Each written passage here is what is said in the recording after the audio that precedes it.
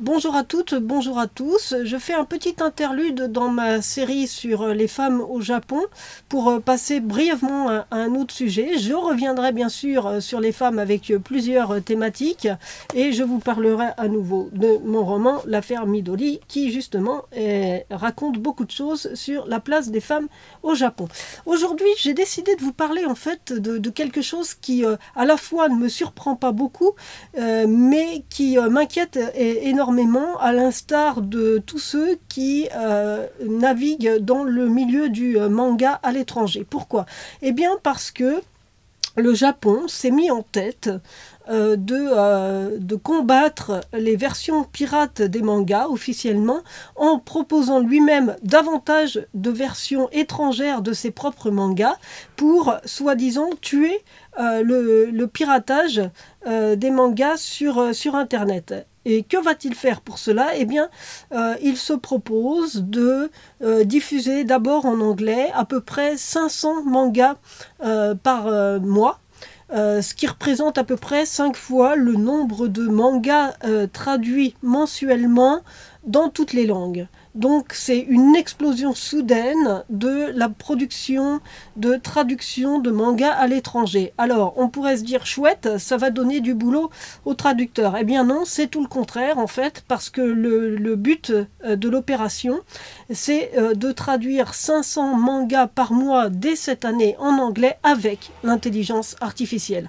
En fait, il y a une petite société qui s'appelle Orangi. Ça s'écrit Orange, mais ça se prononce Orangi en japonais.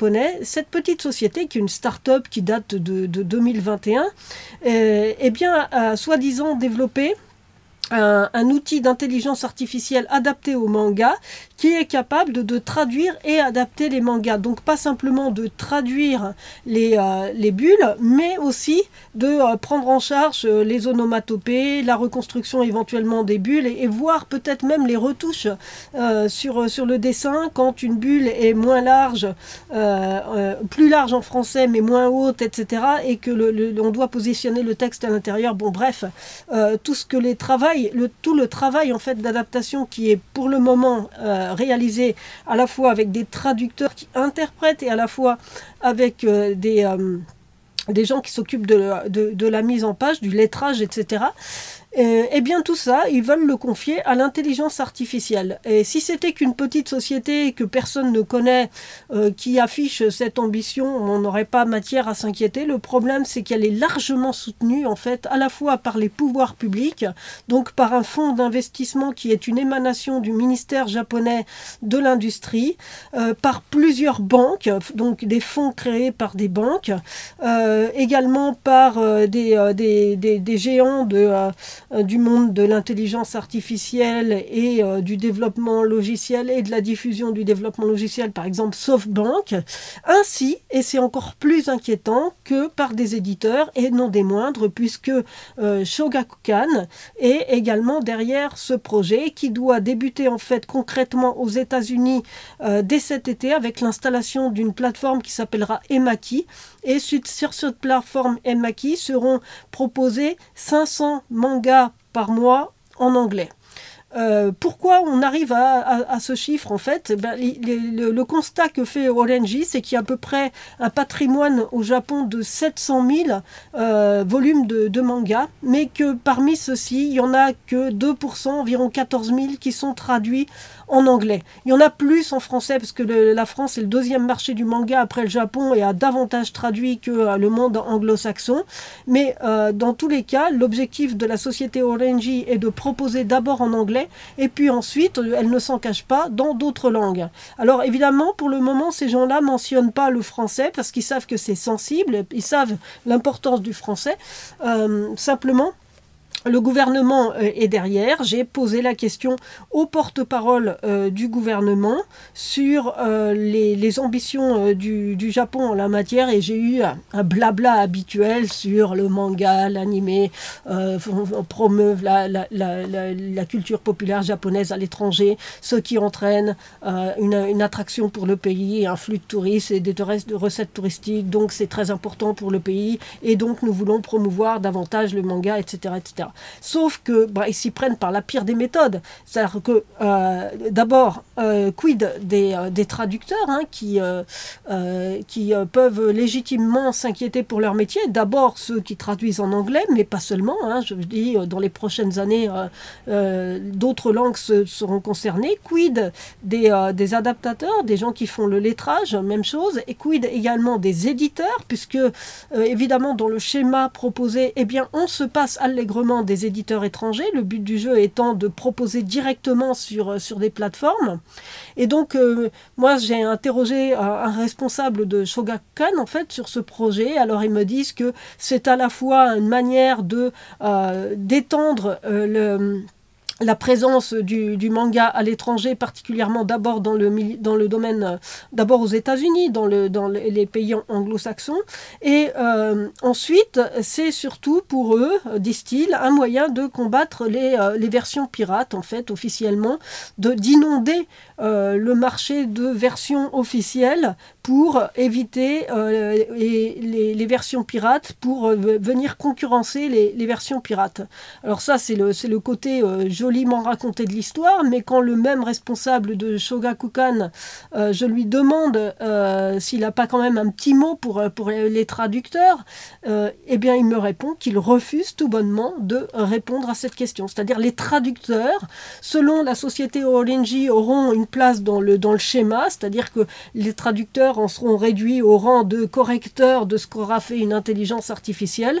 Je ne vois pas beaucoup l'intérêt pour eux de s'échiner à apprendre pendant 10 ans la langue japonaise et de s'entraîner à traduire des mangas, un travail extrêmement difficile, pour ensuite être réduit au rang de correcteur de ce qu'aura fait une intelligence artificielle. D'une part, et puis d'autre part, il y a encore des gens aujourd'hui qui apprennent le japonais dans le but d'être traducteurs de manga.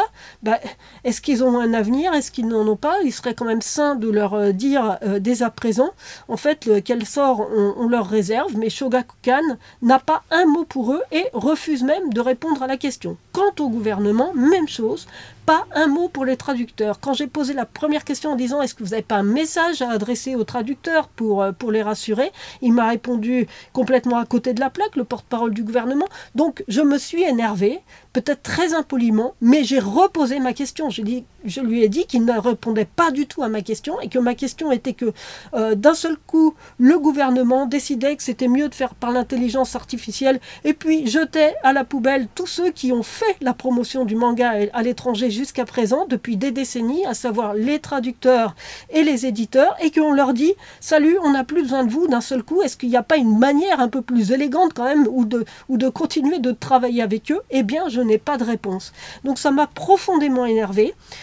J'aurais aimé pouvoir me reposer sur l'idée que le lectorat français étant très exigeant sur la qualité, il allait toujours préférer les traductions faites par des traducteurs professionnels plutôt que celles faites par une intelligence artificielle.